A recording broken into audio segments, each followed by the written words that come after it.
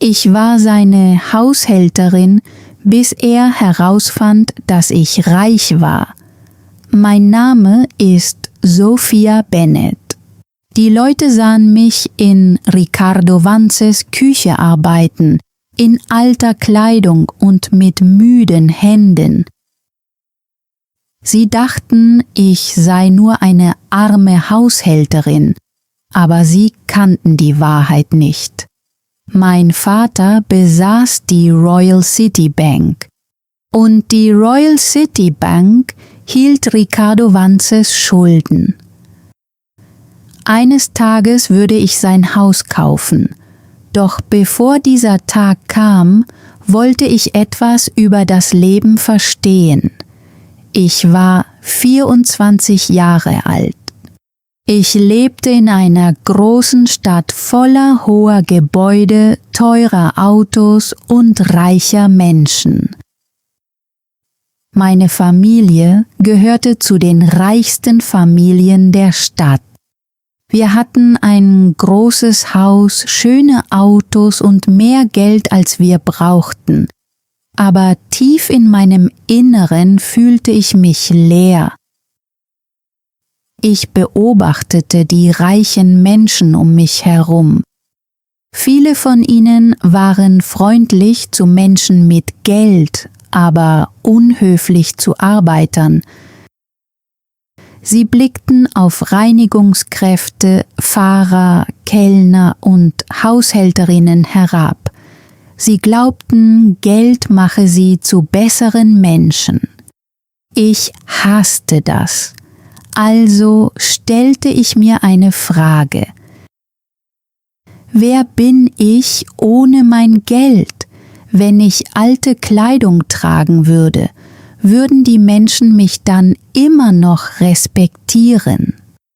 Wenn ich arm aussehen würde, wären die Menschen dann trotzdem freundlich zu mir?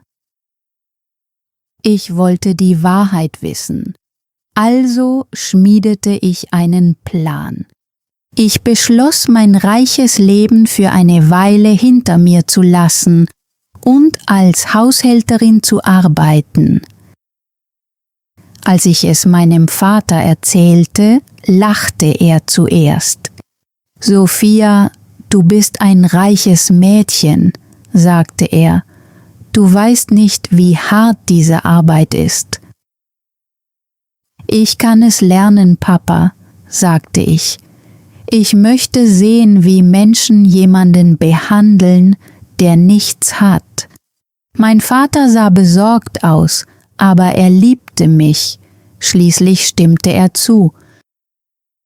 »Versuch es«, sagte er, »aber wenn es zu schwer wird, musst du nach Hause kommen.« Ich versprach ihm, vorsichtig zu sein. Am nächsten Tag fand ich eine Stellenanzeige in der Zeitung. Haushälterin gesucht, Reinigung, Kochen und lange Arbeitszeiten erforderlich. Das Haus gehörte Ricardo Vance. Ricardo war ein junger Geschäftsmann. Die Menschen hielten ihn für reich und erfolgreich. Er trug teure Anzüge, fuhr ein silbernes Auto und besuchte wichtige Veranstaltungen. Aber die Bank meines Vaters kannte die Wahrheit. Ricardo hatte Schulden. Sehr viele Schulden. Ich beschloss, für ihn zu arbeiten. Ich kaufte ein altes graues Kleid und schwere braune Schuhe. Ich band meine Haare zurück und trug kein Make-up. Als ich in den Spiegel sah, sah ich nicht mehr wie Sophia Bennett aus, die Tochter eines Bankbesitzers. Ich sah aus wie ein armes, müdes Mädchen. Dann ging ich zu Ricardos Villa. Das Haus war riesig. Es hatte weiße Säulen, einen großen Garten und eine schwere Holztür. Ich klopfte an. Mein Herz schlug schnell. Ricardo öffnete die Tür. Er war groß und attraktiv, aber seine Augen waren kalt. Er sah mein Kleid und meine Schuhe an. Er lächelte nicht. »Wer sind Sie?« fragte er. »Ich bin Sophia, Sir«, sagte ich. »Ich bin wegen der Stelle als Haushälterin hier.« Er lachte kalt. »Sie sehen schwach aus. Dieses Haus ist groß. Ich brauche jemanden, der hart arbeiten kann.« »Ich kann hart arbeiten«, sagte ich leise. Er verschränkte die Arme. »Gut, fangen Sie heute an, aber hören Sie gut zu. Ich bin ein beschäftigter Mann. Ich will, dass dieses Haus perfekt ist. Wenn das Essen zu spät kommt, entlasse ich Sie. Wenn ich irgendwo Staub sehe, entlasse ich Sie. Haben Sie verstanden?« »Ja, Sir.« »Die Bezahlung ist schlecht«, sagte er. »Sie werden in dem kleinen Zimmer neben der Küche schlafen.« Dann ging er einfach weg. Er fragte nicht, ob ich Hunger hatte. Er fragte nicht, ob ich müde war. Er gab nur Befehle. Mein Zimmer war klein und dunkel. Darin standen nur ein hartes Bett, eine kleine Lampe und es gab kein Fenster. Ich dachte an mein weiches Bett zu Hause, aber ich weinte nicht.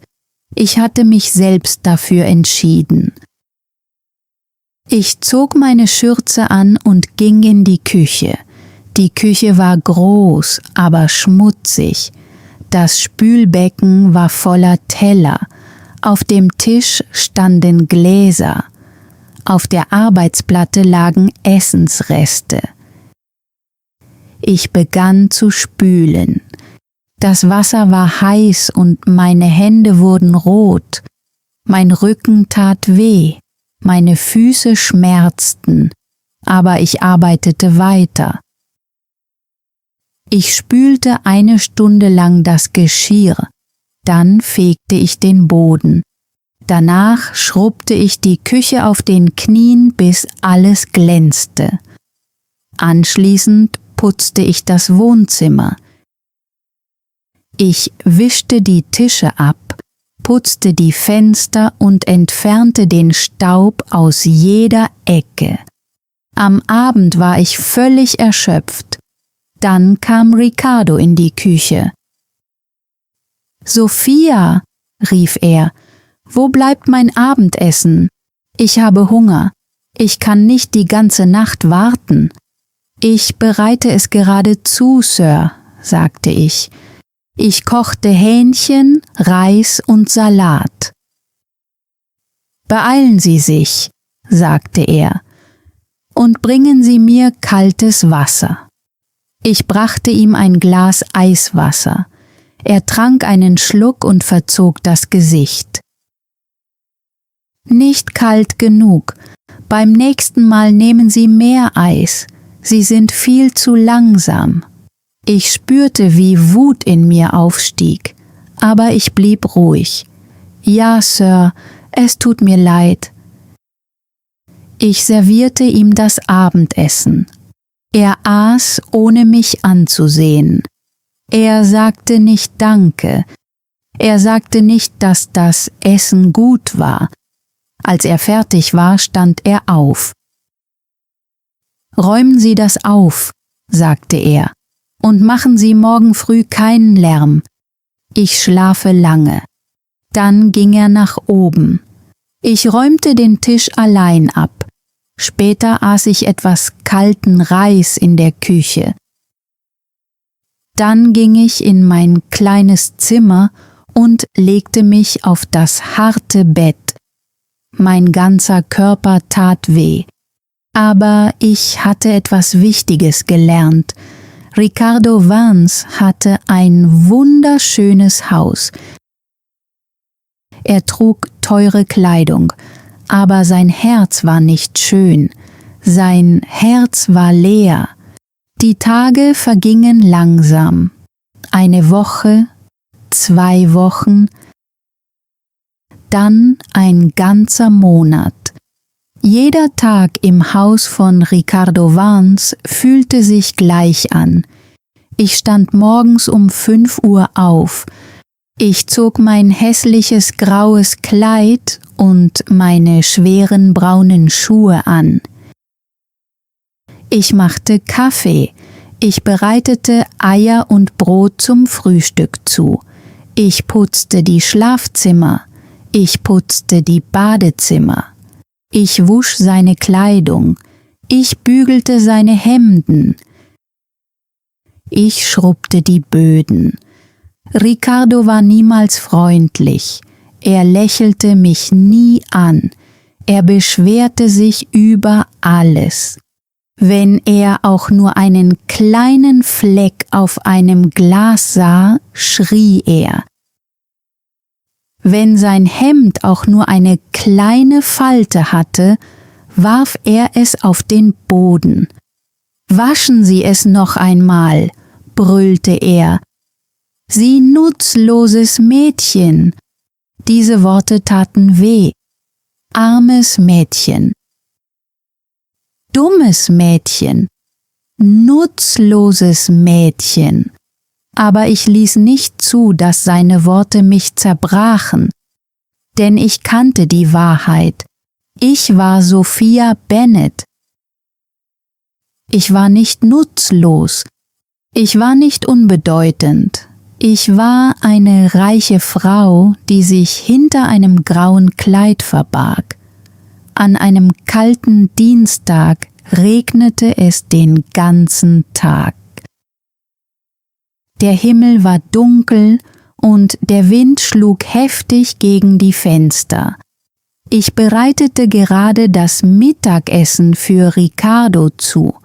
Ich kochte eine heiße Tomatensuppe und machte ein gegrilltes Käsesandwich. Die Suppe war in einer wunderschönen Schüssel mit goldenen Blumen. Ricardo hatte mir schon oft gesagt, dass diese Schüssel sehr teuer war. Ich stellte die Schüssel auf ein silbernes Tablett. Dann legte ich das Sandwich daneben und verließ die Küche. Der Flur hatte einen glänzenden Marmorboden. Er war glatt und manchmal rutschig. Meine alten braunen Schuhe waren flach und abgetragen. Ich ging vorsichtig, Schritt für Schritt, doch plötzlich rutschte mein Fuß weg. Das Tablett geriet in meinen Händen ins Wanken. »Oh nein«, flüsterte ich. Die Schüssel fiel vom Tablett. Krach! Sie zerbrach in viele kleine Stücke auf dem Marmorboden. Die rote Tomatensuppe spritzte an die weiße Wand, auf den Boden und auf mein graues Kleid. Ich fiel schockiert auf die Knie. Ricardo hörte den Lärm und rannte aus seinem Arbeitszimmer. Als er das Chaos sah, wurde sein Gesicht rot vor Wut. »Sie Idiotin«, schrie er, »sehen Sie sich an, was Sie getan haben.« »Es tut mir so leid, Sir«, sagte ich. »Mein Schuh ist ausgerutscht. Es war ein Unfall.« »Ein Unfall?«, brüllte er. »Mit einer Entschuldigung wird meine Schüssel nicht wieder ganz. Diese Schüssel hat mehr gekostet, als Sie in Ihrem ganzen Leben jemals besitzen werden.« Er trat näher und blickte auf mich herab. »Sie sind nur eine arme Haushälterin. Sie haben nichts. Sie sind nichts. Sie werden diese Schüssel von Ihrem mickrigen Gehalt bezahlen.« Ich wollte zu ihm aufsehen und ihm die Wahrheit sagen. Ich wollte sagen, ich könnte diese Schüssel 1000-mal kaufen. Ich könnte dieses ganze Haus kaufen. Aber ich schwieg. Ich ließ ihn reden. Ich ließ ihn sein wahres Gesicht zeigen. »Räumen Sie das sofort auf«, schrie er, »und heute gibt es für Sie kein Mittagessen. Sie haben kein Essen verdient.« Dann ging er zurück in sein Arbeitszimmer und knallte die Tür zu. Das Haus wurde wieder still, nur der Regen war noch zu hören. Ich hob die Scherben vorsichtig auf. Eine scharfe Scherbe schnitt mir in den Finger. Ein kleiner Blutstropfen fiel auf den Boden und vermischte sich mit der Suppe. Eine Träne rollte über mein Gesicht. Ich wischte sie schnell weg. Dann stand ich auf, holte einen Eimer, einen Schwamm und ein Handtuch und machte alles sauber. Ich wischte die Wand ab. Ich schrubbte den Boden. Ich sammelte jede einzelne Scherbe auf. Ich aß kein Mittagessen. Ich hatte Hunger, aber tief in meinem Inneren hatte sich etwas verändert. Ich lernte nicht mehr nur, ich schmiedete einen Plan. Ricardo Vance war ein grausamer Mann. Und grausame Menschen müssen manchmal eine Lektion lernen. Ein paar Tage später fuhr Ricardo mit seinem glänzenden silbernen Auto in die Stadt. Bevor er ging, sagte er mir, ich solle sein Arbeitszimmer putzen. »Fassen Sie meine Unterlagen nicht an«, sagte er. »Wischen Sie nur den Staub weg. Sie sind sowieso viel zu dumm, um etwas von Geschäften zu verstehen.« Nachdem er gegangen war, betrat ich sein Arbeitszimmer. Es war ein dunkler Raum mit hölzernen Regalen, dicken Büchern, einem Ledersessel und einem großen Schreibtisch. Überall lagen Papiere. Zuerst putzte ich die Regale, dann wischte ich die Bücher und die Lampe ab. Danach ging ich zum Schreibtisch. Ich versuchte, die Unterlagen nicht zu berühren, doch dann sah ich etwas, ein goldenes Logo auf einem weißen Dokument. Mein Herz blieb stehen. Ich kannte dieses Logo. Es war das Logo der Royal City Bank, der Bank meines Vaters. Ich schaute zur Tür. Niemand war da. Dann hob ich das Dokument auf und begann zu lesen. Es war eine letzte Warnung. Ricardo hatte seinen Kredit seit 3 Monaten nicht mehr bezahlt. Seine Schulden waren sehr hoch. Wenn er nicht innerhalb von 10 Tagen bezahlen würde, würde die Bank sein Haus übernehmen. Ich las den Brief noch einmal, dann sah ich mir die anderen Unterlagen an. Unbezahlte Rechnungen, Autorechnungen, Rechnungen für Kleidung, Rechnungen für Wein. Ricardo schuldete überall Geld. Er war nicht reich. Er versank in Schulden. Der stolze Mann, der mich arm genannt hatte, war völlig pleite. Die Villa gehörte ihm eigentlich gar nicht mehr. Sie gehörte der Bank. Sie gehörte meinem Vater. Ich legte die Unterlagen genau an ihren Platz zurück. Dann wischte ich den Schreibtisch ab und verließ das Arbeitszimmer leise. Als ich zurück in die Küche ging, erschien ein kleines Lächeln auf meinem Gesicht. Ricardo glaubte, er sei ein König. Doch in Wirklichkeit war er nur ein Mann, der in einem Schloss aus Schulden lebte, und meine Familie hielt den Schlüssel dazu. 2 Tage später rief Ricardo mich ins Wohnzimmer. Er wirkte nervös, versuchte aber selbstbewusst aufzutreten. »Sophia«, sagte er laut, »an diesem Wochenende veranstalte ich ein wichtiges Abendessen. Reiche Leute kommen, Geschäftspartner, das Haus muss perfekt aussehen.« »Ja, Sir«, antwortete ich ruhig. »Sie werden Roastbeef, Kartoffeln und süße Kuchen zubereiten«, sagte er. »Alles muss hervorragend sein.« »Ich verstehe, Sir.« Dann zeigte er mit dem Finger auf mich. »Und hören Sie gut zu.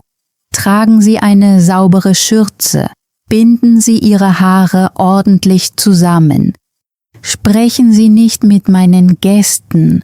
Sie sind nur die Haushälterin. Servieren Sie das Essen, schenken Sie den Wein ein und verschwinden Sie wieder. Blamieren Sie mich nicht. Ich werde still sein, Sir«, sagte ich. Der Samstag kam schnell. Ich stand morgens um 4 Uhr auf und arbeitete den ganzen Tag. Ich putzte jedes Zimmer, ich wusch die Fenster, ich polierte die Böden, bis sie wie Glas glänzten.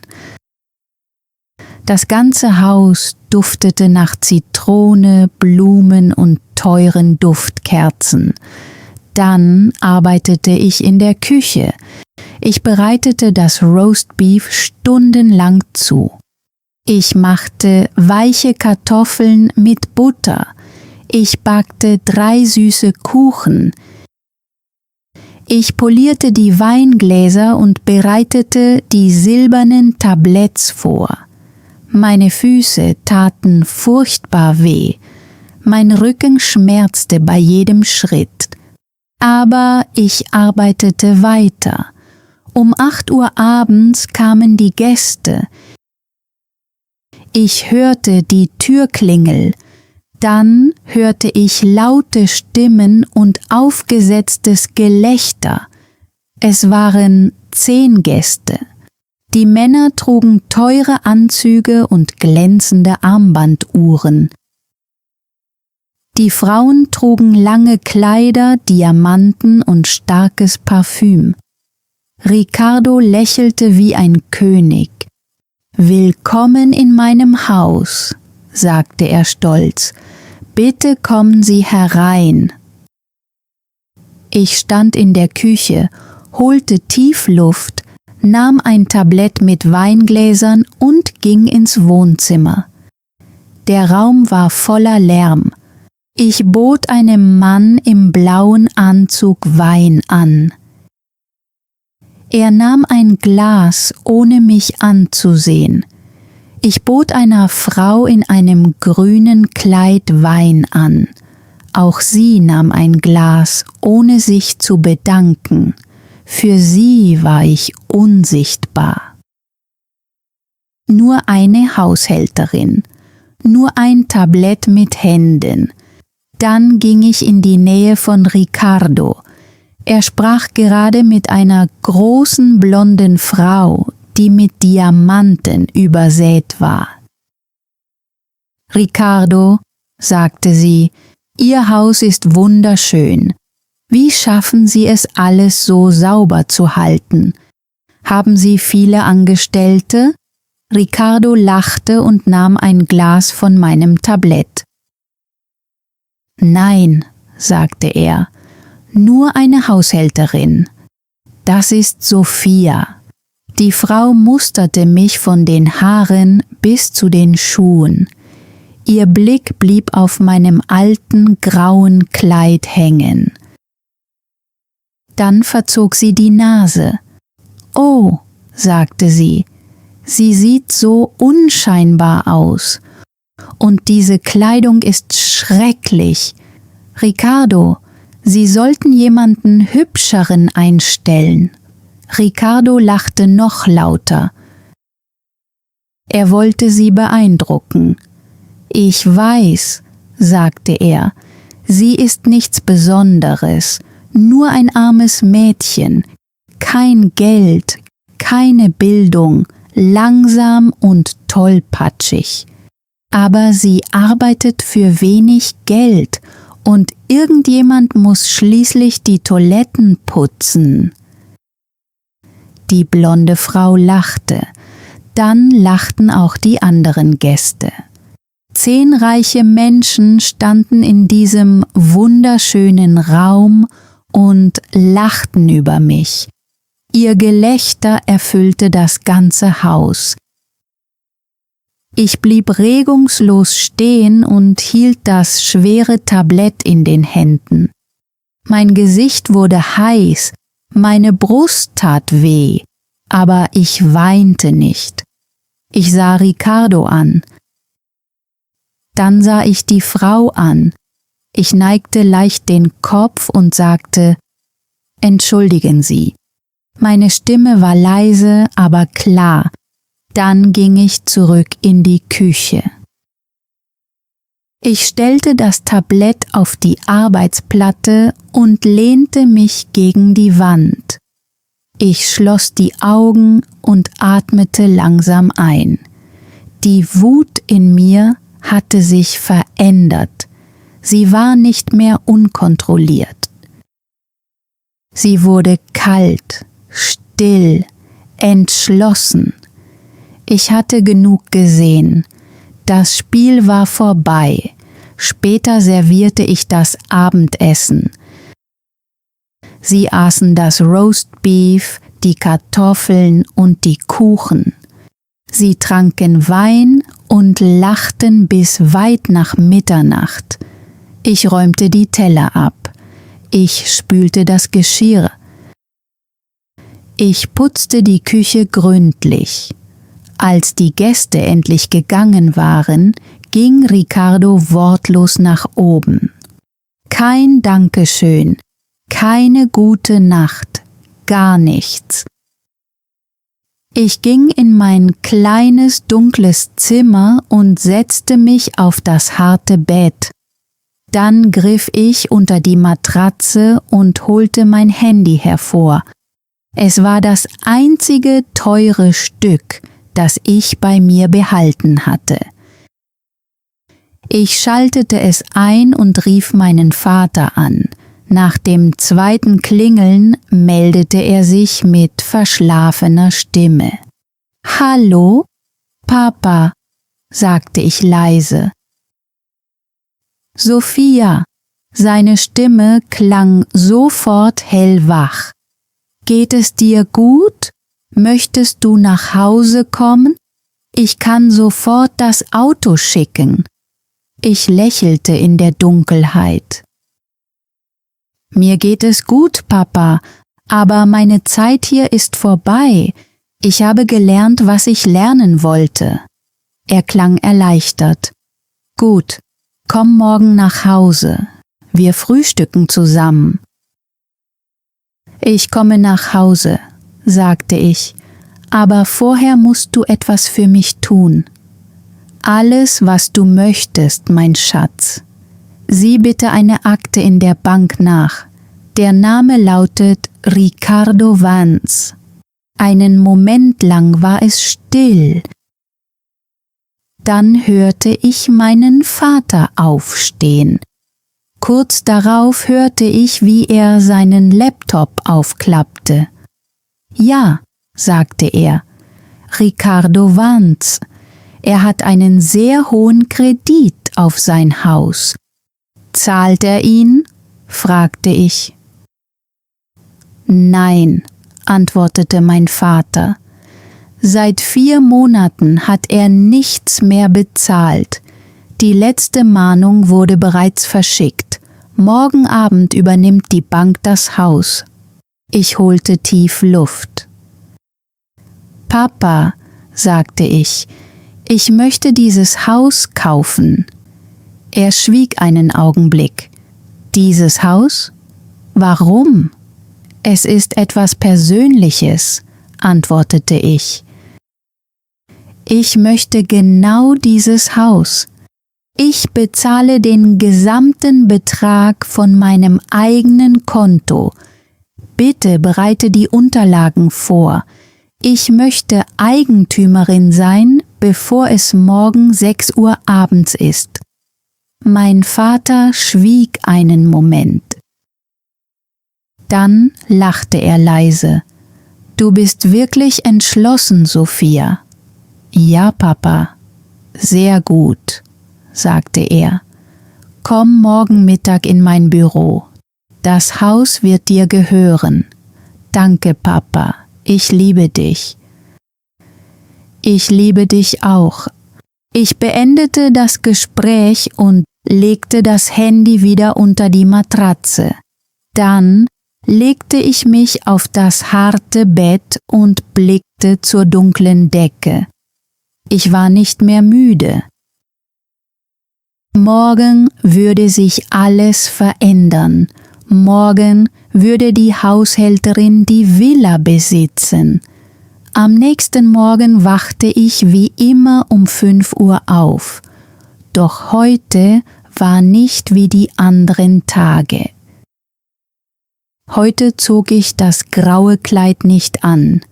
Ich nahm es aus dem Schrank und betrachtete es einen Moment. Es war inzwischen alt. Es trug Flecken von Seife, Staub und harter Arbeit. Ich faltete es sorgfältig zusammen und legte es auf das kleine Bett. Dann sah ich die schweren braunen Schuhe an.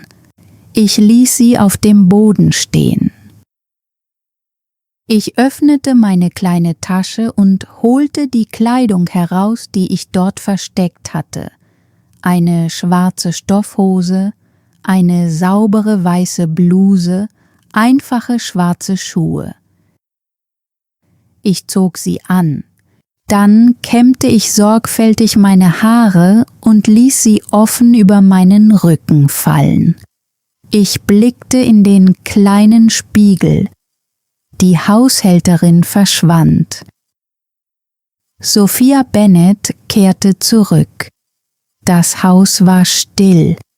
Ricardo schlief sonntags immer lange, besonders nach einer großen Feier. Ich ging langsam durch die Küche. Ich betrachtete den Herd, das Spülbecken und die Marmorarbeitsplatte. Ich hatte dort so viele Stunden verbracht. Mit Kochen, mit Spülen, mit Schrubben, mit Schwitzen. Ich legte meine Hand ein letztes Mal auf die kalte Arbeitsplatte. Auf Wiedersehen, flüsterte ich. Dann ging ich den Flur entlang. Der Marmorboden war sauber und glänzend. Heute keine zerbrochene Schüssel, keine rote Suppe, kein Geschrei. Ich erreichte die Haustür, öffnete sie und trat hinaus. Die Morgenluft war kühl. Der Himmel leuchtete rosa und orange. Im Garten sangen die Vögel. Ich schloss die Tür leise hinter mir und ging durch das Tor. Ich blickte nicht zurück. An der Hauptstraße rief ich ein Taxi. »Wohin möchten Sie, gnädige Frau?« fragte der Fahrer. »Zur Royal City Bank«, antwortete ich, »zur Hauptfiliale.« Die Fahrt verlief ruhig. Ich beobachtete, wie die Stadt langsam erwachte. Die hohen Gebäude glänzten in der Morgensonne. Als wir ankamen, ragte die Bank hoch und hell vor uns auf. Es war ein riesiges Gebäude aus weißem Stein und Glas. Die Bank war für die Öffentlichkeit noch geschlossen, doch der private Eingang war geöffnet. Der Sicherheitsbeamte sah mich und lächelte. »Guten Morgen, Miss Bennet. Willkommen zurück.« »Guten Morgen«, sagte ich. »Ist mein Vater oben?« »Ja, Miss. Er wartet bereits auf Sie.« Ich nahm den privaten Aufzug in die oberste Etage. Als sich die Türen öffneten, sah ich sanftes Licht, dicke Teppiche und wunderschöne Gemälde. Mein Vater saß hinter seinem großen Schreibtisch aus Holz. Als er mich sah, stand er sofort auf und umarmte mich fest. »Mein tapferes Mädchen«, sagte er. Dann sah er mir ins Gesicht und betrachtete meine Hände. Er bemerkte die gerötete Haut. Er sah den kleinen Schnitt von der zerbrochenen Schüssel. Sein Lächeln verschwand. »Es war schwer, nicht wahr?« »Ja, Papa«, antwortete ich. »Aber es hat mir gut getan. Ich habe gelernt, was ich lernen musste.« Er nickte stolz. »Komm, setz dich. Ich habe echten Kaffee für dich gemacht.« Er reichte mir eine Tasse heißen, aromatischen Kaffees. Ich trank langsam. Er schmeckte wunderbar.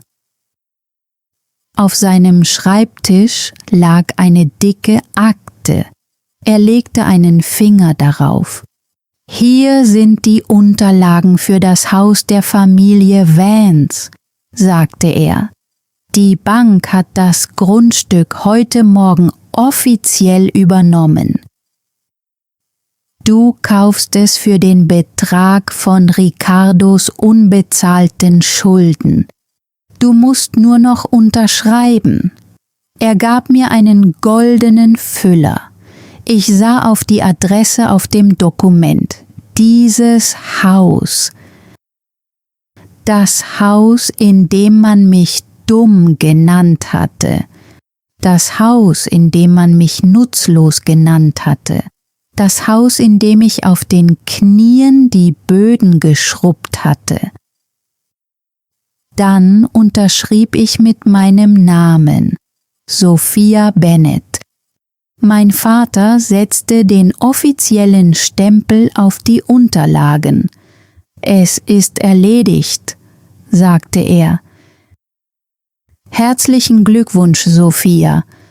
Du bist jetzt die rechtmäßige Eigentümerin des Hauses.« »Danke, Papa. Um wie viel Uhr fahren die Bankmitarbeiter dorthin?« fragte ich. »Um 6 Uhr«, antwortete er. »Sie werden Ricardo die letzten Dokumente übergeben. Er muss das Haus sofort verlassen.« »Gut«, sagte ich. »Ich habe vorher noch etwas zu erledigen.« Ich verließ die Bank. Bis 6 Uhr blieben mir noch 5 Stunden. Zuerst ging ich in meinen Lieblingssalon. Die Frauen dort waren schockiert, als sie mich sahen. »Miss Bennet, was ist mit Ihnen passiert?« Ich lächelte. »Sorgt einfach dafür, dass ich wieder wie ich selbst aussehe.« Sie wuschen meine Haare mit warmem Wasser und angenehm duftendem Shampoo. Sie trockneten sie und stylten sie in weichen Wellen. Sie lackierten meine Fingernägel tiefrot. Sie schminkten mich mit einem markanten Eyeliner und rotem Lippenstift. Als ich in den Spiegel sah, war die erschöpfte Haushälterin verschwunden. Die selbstbewusste Frau war zurück. Danach ging ich in eine exklusive Boutique. Die Filialleiterin kam sofort auf mich zu. »Miss Bennet, wie kann ich Ihnen heute helfen?« »Ich brauche ein Kleid«, sagte ich. etwas Ausdrucksstarkes, etwas Rotes, etwas, das zeigt, dass ich den Raum beherrsche. Sie brachte mir mehrere Kleider. Ich entschied mich für ein dunkelrotes Seidenkleid. Es war wunderschön, elegant und kraftvoll. Dann kaufte ich glänzende schwarze High Heels. Bei jedem Schritt machten sie ein scharfes Geräusch. Klick, klack, klick, klack. Um 5 Uhr rief ich meinen Fahrer an. Eine schwarze Luxuslimousine hielt vor der Boutique. Mein Fahrer Thomas öffnete mir die Tür. »Guten Abend, Miss Bennet.« »Guten Abend, Thomas«, sagte ich. »Fahren Sie mich bitte zum Haus der Familie Vance. Wir sollen genau um 6:15 Uhr ankommen.« »Sehr wohl, Miss.« Während das Auto durch die Stadt fuhr, fühlte ich mich ruhig. Ich war nicht mehr wütend. Ich hatte keine Angst mehr. Gerechtigkeit schreit nicht immer. Manchmal geht sie ganz leise in einem roten Kleid. Als wir das Haus erreichten, standen bereits 2 schwarze Bankwagen in der Einfahrt. Das Tor war geöffnet.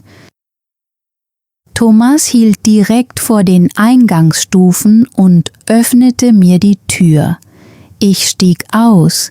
Die Lichter im Haus brannten. Die Villa sah wunderschön aus und jetzt gehörte sie mir. Ich ging die Stufen hinauf. Klick, klack, klick, klack. Die Haustür stand offen. Drinnen hörte ich Ricardo schreien. »Das ist unmöglich! Sie können mich nicht hinauswerfen! Ich bin Ricardo Vance!« Eine ruhige Stimme antwortete, »Herr Vance, die Bank hat die Immobilie übernommen. Sie haben Ihren Kredit seit 4 Monaten nicht bezahlt. Sie haben keinerlei rechtlichen Anspruch mehr auf dieses Haus.« Ricardos Stimme zitterte. »Ich brauche nur etwas mehr Zeit. Ich werde das Geld auftreiben, bitte.« Der Bankmitarbeiter antwortete bestimmt, »Die Immobilie wurde bereits verkauft, Sir. Die neue Eigentümerin übernimmt das Haus noch heute Abend«, sagte Herr Davis. »Genau genommen sollte sie jeden Moment eintreffen.« »Verkauft?« Ricardos Stimme brach. »Wer hat es gekauft? Sagen Sie mir den Namen. Ich werde mit der Person sprechen. Ich kann eine Vereinbarung treffen. Wer ist die neue Eigentümerin?« Ich holte tief Luft. Dann hob ich das Kinn und ging den Flur entlang. Meine schwarzen High Heels berührten den Marmorboden. Klick, klack, klick, klack. Das Geräusch hallte durch das ganze Haus. Die Stimmen im Wohnzimmer verstummten. Ich bog um die Ecke und blieb im Eingang stehen. Das Licht des Kronleuchters fiel auf mich herab. 3 Bankmitarbeiter standen neben dem Tisch. Ricardo stand am Kamin. Er sah schrecklich aus. Seine Haare waren zerzaust.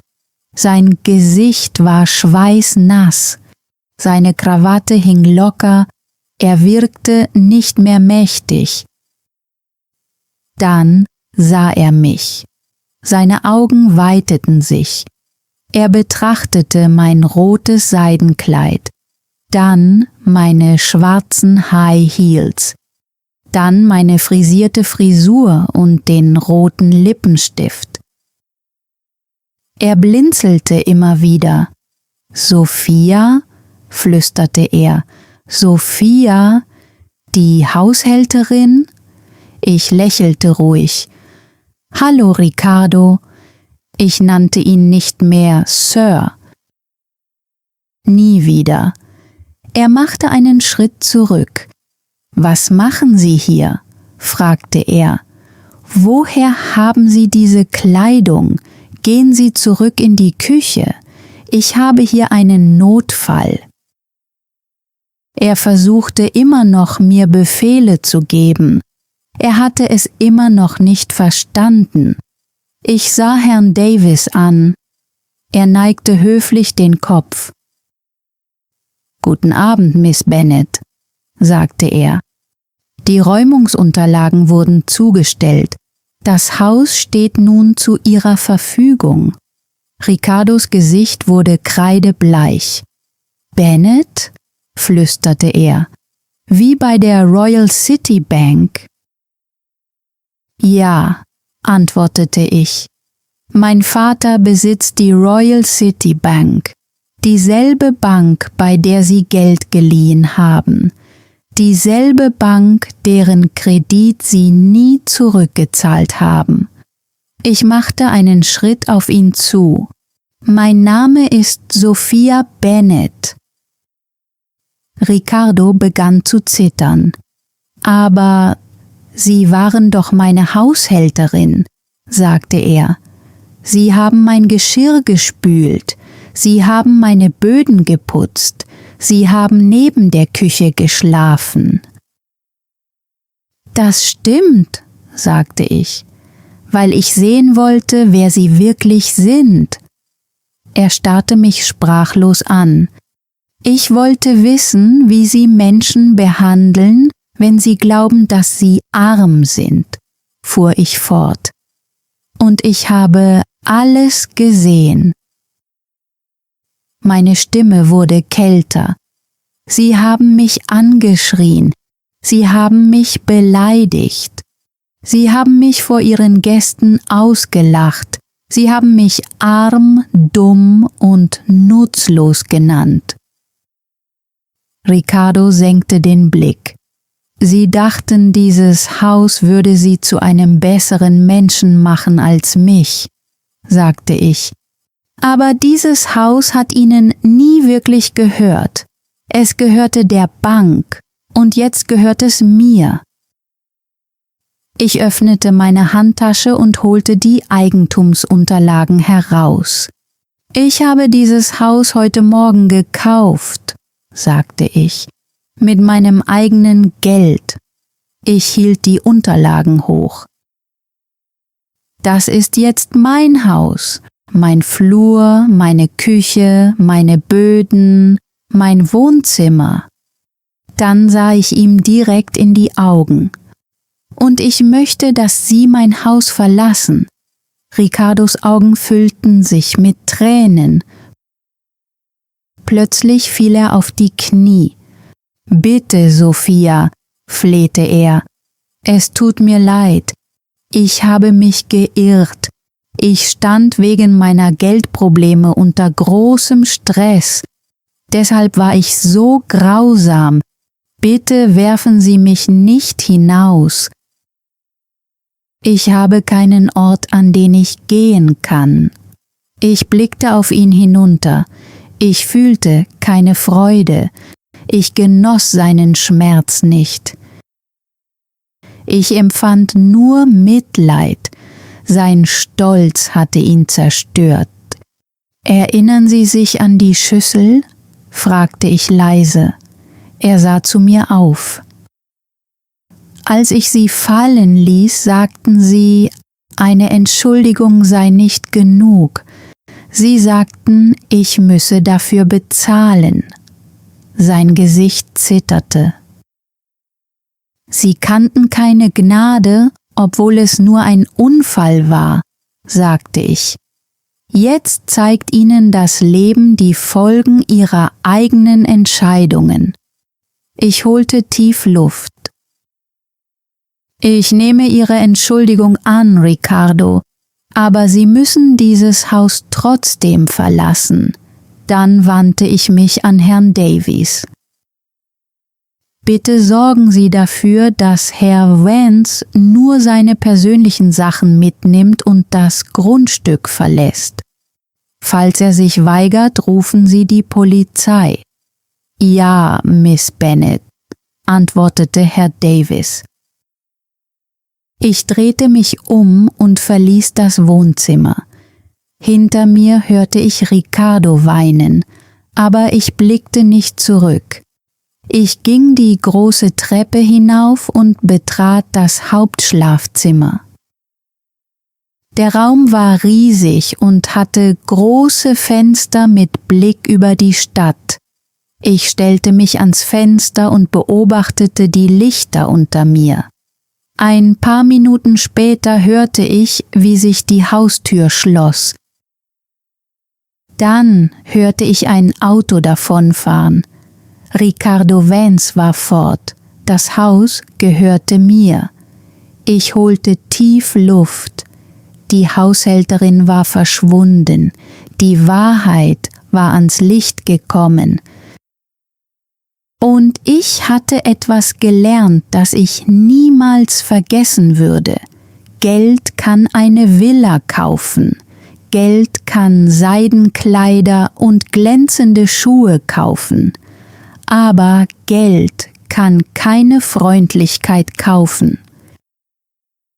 Geld kann keinen Respekt kaufen. Geld kann kein gutes Herz kaufen.